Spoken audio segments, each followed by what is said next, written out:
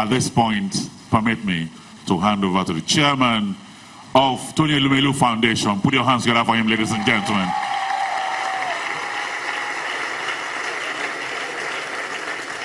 Thank you. Thank you. Your Excellency, our hardworking, amiable, and highly supportive Vice President.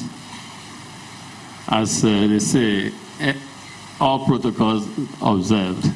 Because we have great people in this room today that there's no, if we start, we won't stop. But there's one man I want to recognize especially, and he will kindly indulge me because he's a king and you hardly ask him to stand, but in this instance, he will indulge me by the powers of the VP, Chief Pt.1 sir.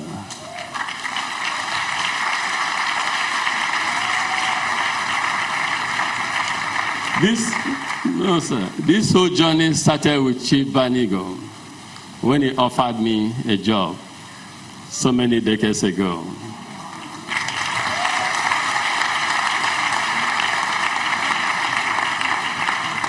Thank you very much, sir. Poverty.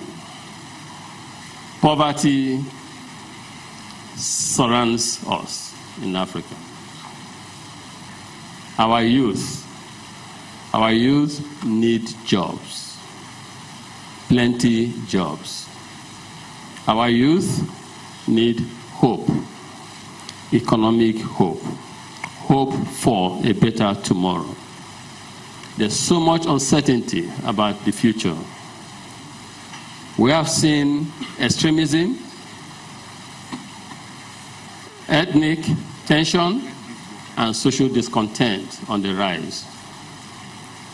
In Africa, we have tried different development approaches, models, to deal with these issues of poverty eradication, job creation, and creating economic hope for our people. In fact, we know that we have not made much progress. And in some areas, we can even say that we have regressed as a continent.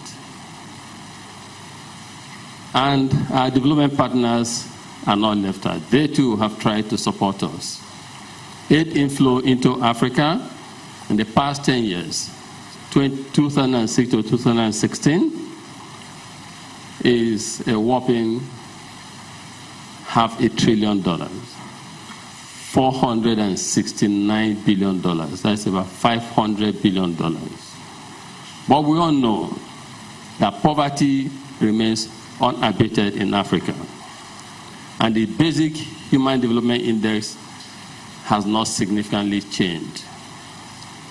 At times, the future looks so bleak that our young ones are forced into migration.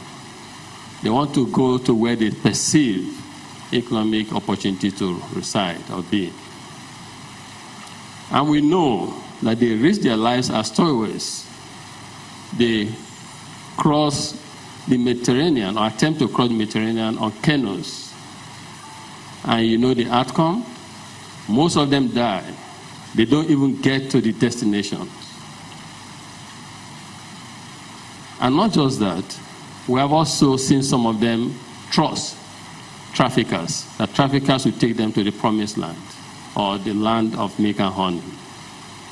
But when they get there, they are subjected to the worst form of human degradation, human evil, and the so-called economic opportunities perceived that drove their action, they don't ever even get to experience it. Some of them end up selling their organs to survive.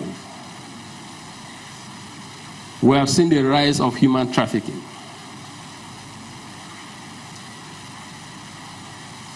We can't just allow this to continue.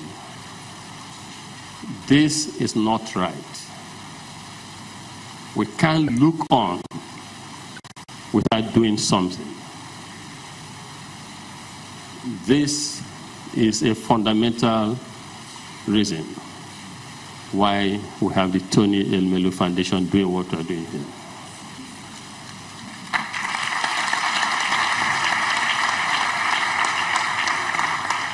We saw the Arab Spring and what led to it.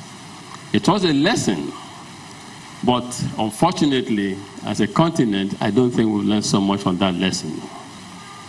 In Africa, I say to people, and we've all heard it today, we have the most precious development resource, and that is people. And people are young people.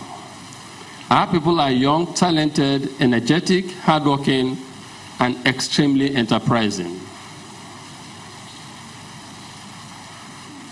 And let us remind ourselves about the power of individuals. So if we have people who are enterprising, young, energetic, hardworking,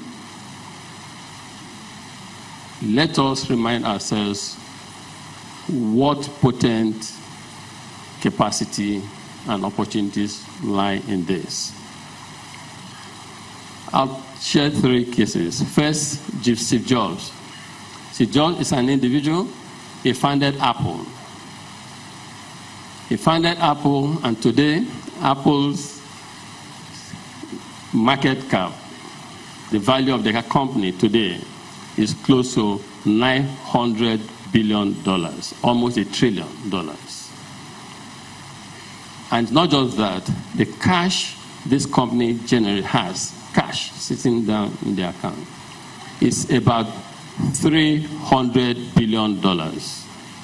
To put it in context, our country, our foreign reserve is about $35 billion. One company funded by an individual has cash balances of over $300 billion. Bill Gates funded Microsoft, and today its market value is close to $600 billion. Cash balances about $130 billion. One individual. And let's leave America and go to China. Jack Ma founded Alibaba. The market value is about $500 billion. Cash balance, about $30 billion.